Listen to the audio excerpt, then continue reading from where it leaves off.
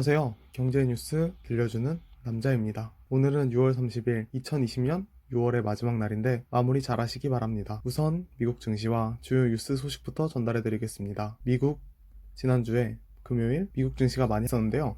월요일 장에서는 상승한 채 증시가 마무리되었습니다. 월요일 미국 지수는 다우존스 580포인트 오른 25,595, 나스닥은 116포인트 오른 9,874.15, S&P 500 지수는 44포인트 오른 3053으로 마감했습니다.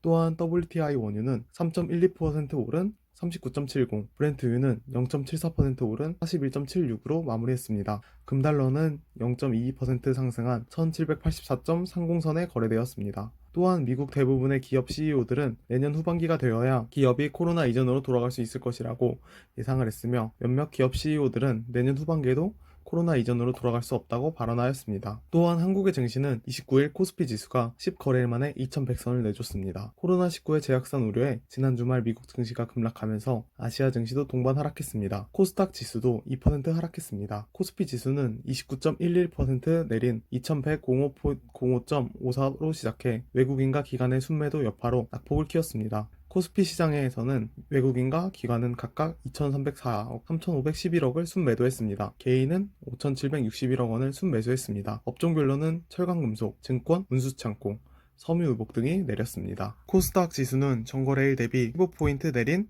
734.6로 거래를 마감했습니다. 코스닥 시장에서 외국인과 기관은 각각 901억, 1,244억을 순매도했고 개인은 2,223억 원을 순매수했습니다. 첫 번째 소식은 홍콩 보안법에 대한 소식 전달해 드리겠습니다. 오늘 6월 30일 중국 전국민인민대회 상무위원회에서 회의 마지막 날에 중국 보안법을 최종 통과시킬 것이라는 전망이 나오고 있습니다. 이 경우 1997년 홍콩이 영국에서 중국으로 반환된 지 23주년을 맞는 7월 1일 홍콩 보안법이 실행될 것으로 보이는데요.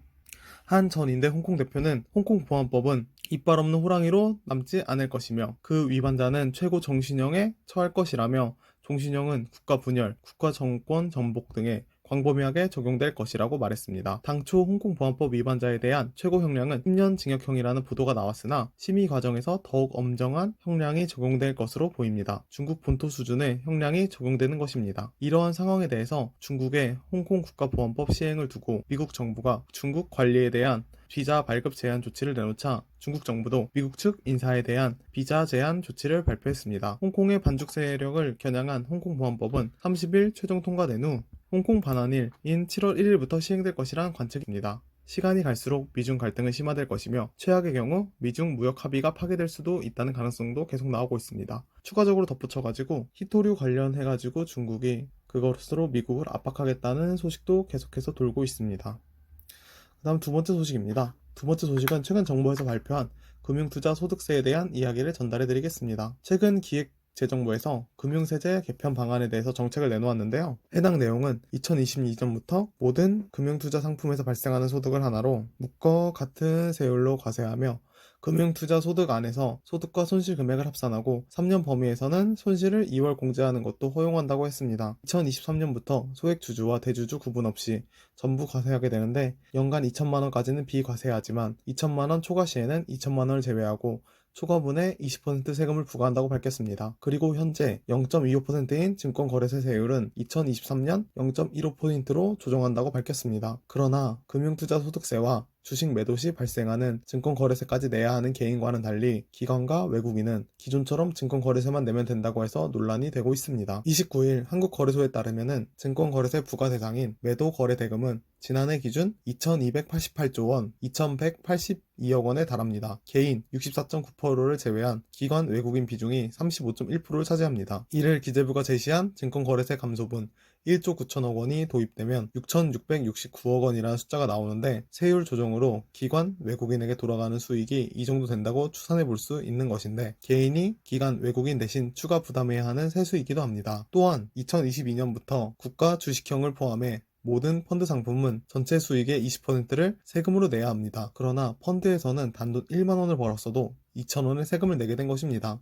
이에 반해 주식 직접 투자는 과세 기준이 훨씬 느슨합니다. 정부는 2023년부터 주식 매매로 번 돈에 대해 과세하기로 했는데 연간 2천만 원까지는 세금을 물리지 않습니다. 예컨대 삼성전자에 직접 투자해서 2천만 원을 벌면 비과세지만 삼성전자에 투자하는 펀드에 가입해 2천만 원을 벌면 20%인 400만 원의 세금을 내야 하는 것입니다. 이처럼 앞으로는 개인이 경제를 공부하고 직접 투자해야 하는 시기가 점점 다가오고 있습니다. 세 번째 소식입니다. 요즘에 이스타항공과 제주항공에 대해서 정말 핫한 소식들이 많은데요. 어제 6월 29일에 나온 소식입니다. 국내 저비용 항공사 1위 제주항공과 이스타항공의 인수합병 작업이 교착 상태에 빠진 가운데 이스타항공이 29일 긴급 기자회견을 열고 인수 작업을 서둘러 달라고 촉구하고 있습니다. 그러나 최근 이스타항공은 임금 체불과 1분기 말 기준 부채가 2,200억 원에 달하는 완전 자본 잠식 상태이고 운항 중단으로 매달 250억 원의 빚이 새로 쌓이고 있습니다. 올해 말이면 부채는 4천억 원에 달할 전망입니다. 그러나 이러한 상황에도 이스타 항공 경영자는 해결하려고 하는 것이 아닌 자신은 임금체불 등과 관련해 도의적 책임을 통감하고 딜의 빠른 성사를 위해서 대주주 지분 38.2%를 이스타 항공에 무상으로 헌납하겠다. 그러니 제주항공에게 인수하라고 압박을 하고 있습니다. 이에 따라서 제주항공은 코로나19로 경영 환경 악화 상황에서 이스타항공 250억 원 규모의 임금체불 등까지 떠안아야 하게 생겼습니다.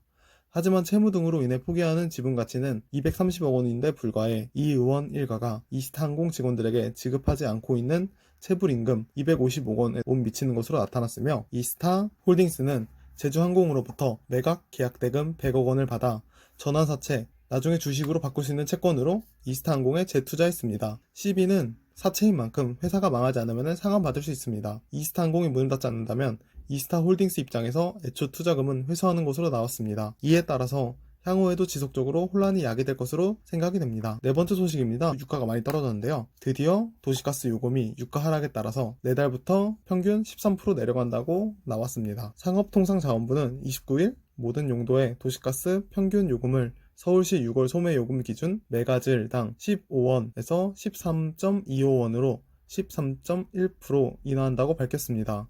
용도별 요금 변동을 보면 주택용은 평균 11.2% 내려가 가구당 도시가스 평균 요금이 여름철에는 2,000원, 겨울철에는 8,000원 줄어들게 될 것으로 기대됩니다.